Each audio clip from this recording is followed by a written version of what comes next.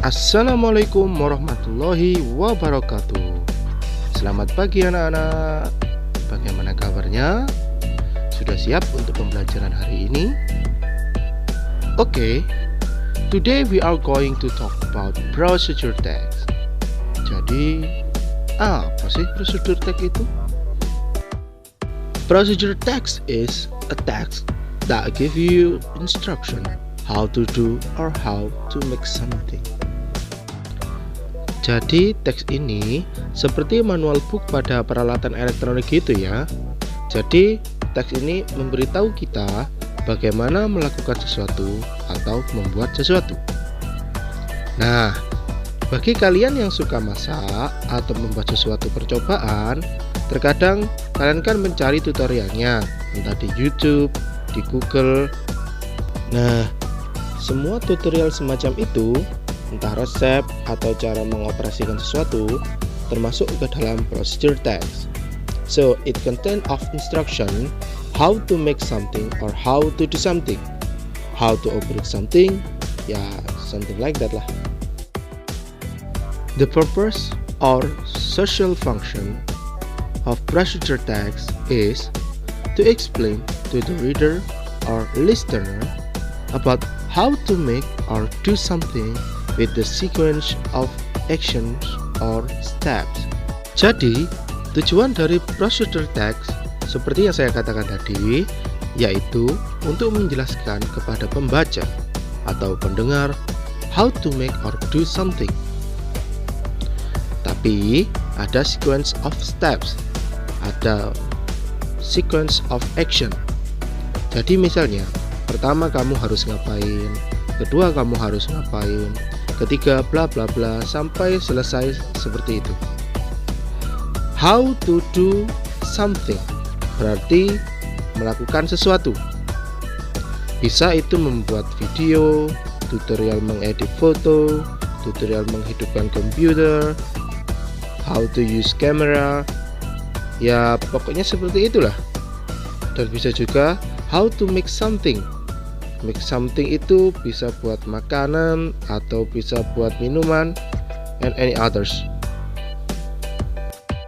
Okay, the next is structure of the text. There are goals, ingredients, equipments or tools, steps or chronological order. Jadi, setiap teks itu pasti memiliki structure atau susunan ya, dengan tujuan agar kita bisa membuat teks tersebut, tapi dengan susunan yang tepat. Bagian yang pertama ada goals. Goals ini adalah purpose why you make this text. Jadi apa sih teks itu intinya? Apa sih tujuan dari teks itu? Itulah yang dimaksud dengan goals. Biasanya goals itu berupa judul dalam teks prosedur. Kalau tidak ada judulnya, kamu lihat saja bagian akhir dari langkah-langkah menjadi apa itu. Bisa jadi itu adalah goalsnya. Berikutnya ada ingredients atau equipment atau tools. Ingredient itu adalah bahan-bahan. Misal, kamu mau membuat kopi susu, berarti bahan-bahannya seperti kopi, gula, susu, dan lain sebagainya. Sedangkan kalau equipment atau tools itu adalah peralatannya, seperti panci, gelas, sendok, dan lain-lain. Dalam pembuatan procedure text, paling tidak harus ada salah satu dari ingredients atau tools. Tapi, jika ada keduanya, malah akan semakin baik.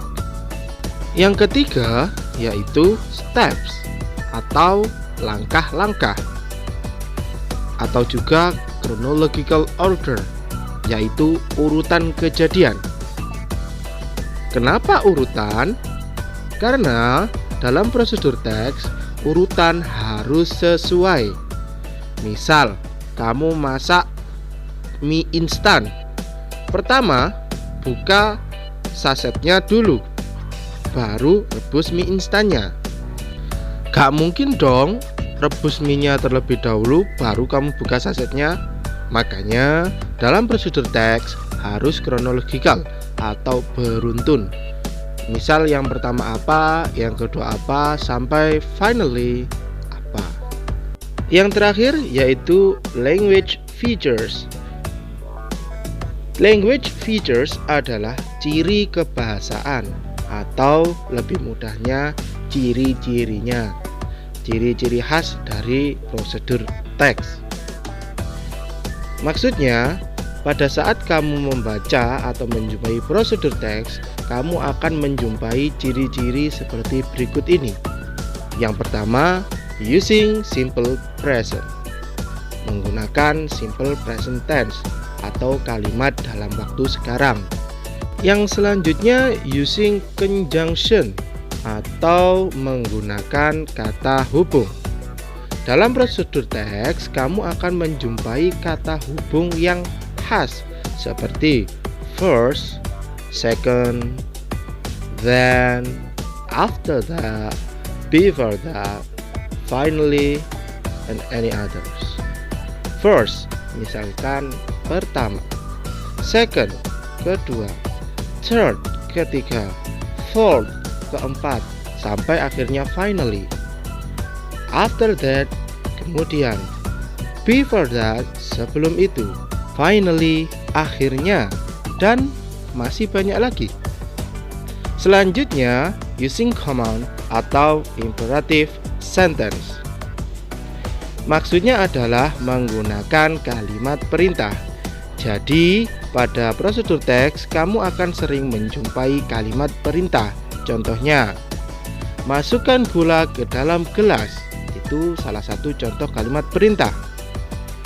Selanjutnya, menggunakan action verb. Action verb itu adalah kata kerja aktif. Misalnya, cut atau potong, put, letakkan, stir, aduk. Yang terakhir, using adverbial of time atau keterangan waktu. Misalkan, boil the water until 5 minutes. Masak airnya selama 5 menit. Fry the pan till 3 minutes. Panaskan pancinya atau wajannya selama 3 menit. Agar membuatnya lebih mudah, mari kita simak contoh berikut ini. Tapi sebelumnya, putar dulu HP-mu 90 derajat ke arah kiri. Menjadi seperti ini. Ini adalah salah satu contoh prosedur teks, dan seperti yang kamu lihat di sana, structure of the text-nya sangat lengkap, di mana ada goals, yaitu judulnya, how to make hot milk, ingredients atau bahan-bahannya, tools-nya juga ada atau peralatannya, dan steps-nya juga ada.